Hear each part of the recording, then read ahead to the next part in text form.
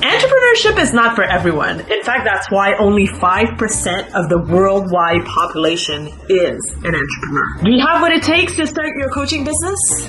You're about to find out with this checklist. The question is, will you get a perfect mark? Stay until the end to find out. Strong why. Starting a coaching business is really exciting at first. I say at first because quite quickly, eventually, a few emotions kick in because things don't go as planned. There's a hurdle that comes up the way and you have to deal with it. Or that stupid negative self-talk. Should I go back to what I was doing before? Will I fail? What would others say? Is that really the right thing to do for me? Plus, maybe a client transaction that doesn't go through, or tech glitches, or a day that you planned, which goes completely sideways. And that's why a strong why is essential. Because on these days, motivation, which is extremely overrated from my point of view, will not be enough. In fact, when you have a strong why, this is the reason that keeps you going on the days that you are not motivated. Why do you do what you're doing? What kind of legacy do you want to leave behind? What impact are you dedicated on making on other people's lives? What's your life mission? And what does live your purpose mean to you? Take some time to answer all these questions. I suggest that we keep these answers in a meaningful journal or in a Google Doc like I do because it's very handy. And whenever you need it, then it's very quickly accessible and it will keep you going. Life changing. That's what you have to do. Click on the subscribe button and back to the regular video. Grit. This little word is really powerful. It's defined in the Oxford Dictionary as courage and resolve and strength of character. I'm not saying that you can't be vulnerable or feeling all the feelings, just that you're willing to go the extra mile. Well, the majority of people settle for less and don't want to do anything different. You don't give back after the first setback. You keep going until it works. You're very active at finding solutions when challenges hit, and you're not afraid to get help when you need it. You understand that entrepreneurship is not always sunshine and rainbows. You tackle the discomfort, you embrace it in the name of growth. Anti-fragility. I learned that concept 2 years ago and it's definitely worth sharing. It's comparing the concepts of fragility, anti-fragility, and resilience. Let's take a vase which represents you. So if you're fragile, it means that when an external force comes, you break. There's nothing you can do. When you are resilient, when there's an extra force, extra strength pushing on you, the vase, you don't break. You're resilient. But anti-fragile, will I say that word properly?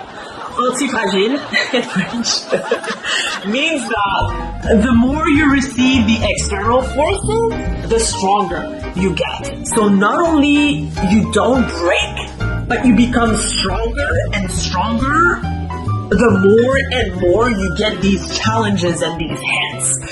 And I feel that it represents so well entrepreneurship, that anti-fragility. So with time, with experience, with setbacks, with challenges, with failures, with successes, with everything that's happening in your life, time after time, day after day, year after year, decade after decade, you become stronger at taking these hits. So it means that something happening 5 years in business probably won't hurt you as much as something that happened 5 days after you started your business.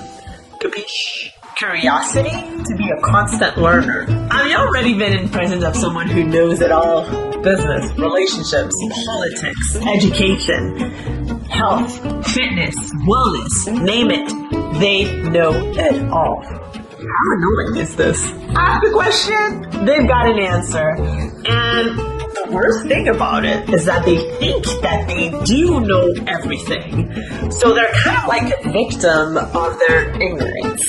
Well, when you are an entrepreneur and when you're starting your coaching business, well, you understand that you are a constant learner, that everyone that will cross your path, either for great experience or not so great experience, has something to bring to your life and something that you will learn out of it. If you have the know-it-all attitude, you will not survive in the entrepreneurial jungle.